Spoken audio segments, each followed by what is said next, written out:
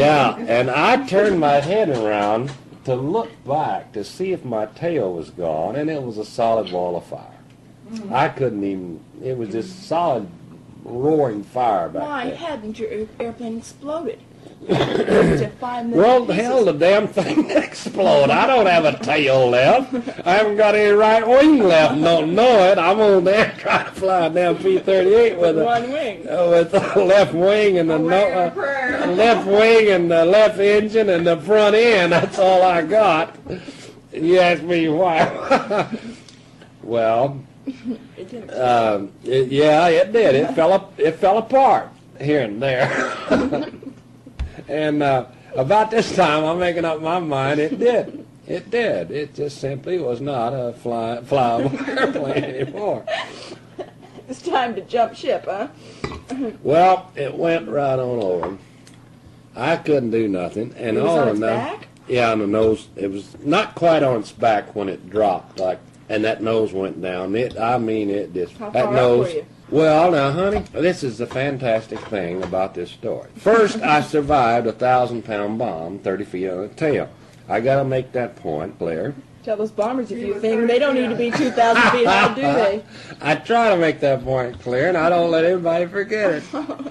And then about right here, when the whole airplane's all apart, and I'm flying nose down, and now, here is the second fantastic gift or the lot. The airplane was only 30 feet off of the trees when the bomb went off. I was some 60 feet, say. You know, the bomb really didn't hit the trees. It blew just on the top of the trees. I probably 40, 50 feet above the trees when the bomb blew. In other words, you didn't get those Japs that were shooting at you. They got me. Well, next, instantly, I am over a canyon that it's about 2,000 feet deep. Instantly. I'm over it. It's just there. Oh, you talk about luck. That's why about this story. You could have been 60 feet from the ground and no parachute. That's right. would help. Whoa, no parachute help. I'd have been in. The airplane's gone now anyway. It's going to the ground. Whether the ground is 2,000 feet away or 30 feet, it doesn't. I have no control over this thing, and it's gone. It's heading down. And when it headed down, I knew I had to leave it. So I looked straight down, and I am in the center of this narrow canyon, which is some 2,000 feet deep, with a river down in the bottom, and a mountain, the one I just passed over, the Japs are on, and the mountain straight ahead. And I was given the good luck to have that much altitude and airspace to get out of this damn. Well, I'm going to tell you something. As long as it's taped like this and stuff I'll never think of again, ever. And when I do, I want it on tape forever.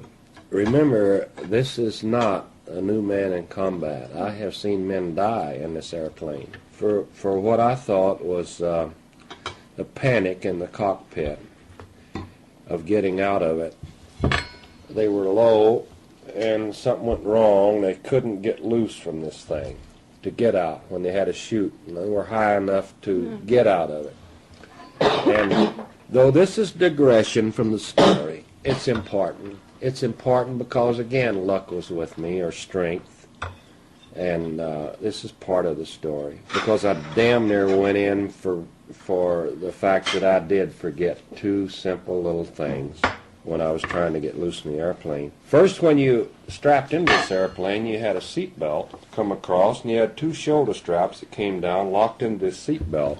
And then you had a microphone that went around your throat, a throat mic. It was just a strap thing. It was the canvas strap of the throat mic that was right on your throat. And it had an electrical cord that ran down here and hooked into the airplane. And you had this leather helmet with a set of earphones, and it had its own separate cord that ran down here, hooked into a box. You had to attach all that, you know, the two cards. Now, the P38 had windows like an automobile. You had to roll the window down on the left and on the right. And it had a canopy that come down and latched because of the way the cockpit was built. I didn't understand the canopy.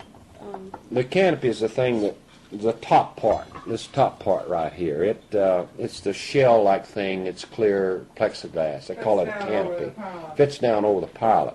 But after you close the canopy down, like the top on a car, like a convertible, say, that's the canopy. You roll these windows up on each side. Well, the window, to stay up with all this flying and vibration, had a catch. In other words, you didn't just crank the window down. You had to release a catch first before the crank would work. Either No window. ejection sheet. No ejection. Oh, no ejection. That's why many guys died in the thing. See, no, that's all today. Oh, Lord, yeah. Well, now, this was quite an operation to get out of this thing. If you didn't roll that window down on either side and you just dumped the canopy, threw it off, you hit your latch and the canopy would fly off, true. But now the windows are up and they're this high. You got to stand up high and go out over the top, the back, and now you hit this damn tail. That'll kill you. You see the model, see the tail all the way across? So you got the window down so you could go out low and come down the wing, hope you did, slide down the wing, go under the tail. To go on. Go down underneath, see? Well, I had practiced this time and time again. I had said, Dan, sooner or later it's going to happen to you. You got to get out of this damn airplane in a hurry.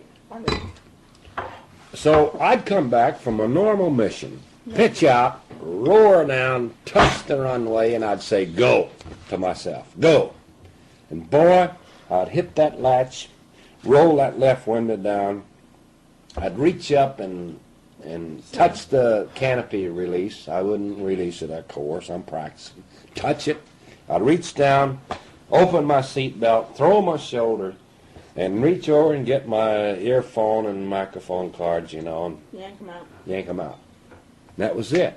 Those steps. You practice those every time you Yeah, from a mission. I'd come home from a mission and see now I'm rolling on the runway and taxiing in. And so I did this. I did this time and again. I said, if it ever happens to me, I'm going to get out of this damn airplane. I'm not going to die in it. And all of a sudden I'd say, go. Bam, I'd remember, hit the latch first. You can't roll the window down without hitting the latch. Stupid little old thing wasn't that long, 2 inches long. But you had to kick it first, and then your crank would work. Now, if you're panic-stricken, you don't think of that. You crank the window. You need the window down.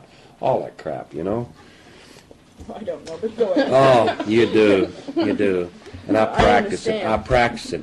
And now it's time to use it. So, What did you do, Daddy? Did you what come I through? did, well, yeah, I screwed up. That's what I did. I'm panic-stricken. I did like everybody else when it really happened. Let me out of this I was thing. scared to death. Panic-stricken. I hit the latch. Number one step I remember. Number two, crank the left window down. Went great. Number three, release that canopy. Off she blew. See? Seat belt, shoulder straps. Great, going great, Dad. You're going to make it. And out I went. I forgot the goddamn throat mic and the earphones. See? And, oh, God. And they got wound up down there in the cockpit. And I get halfway out of the cockpit, and I'm plastered back against the side of it. And Pardon me for laughing. And now I'm in the fire. Pardon me for laughing.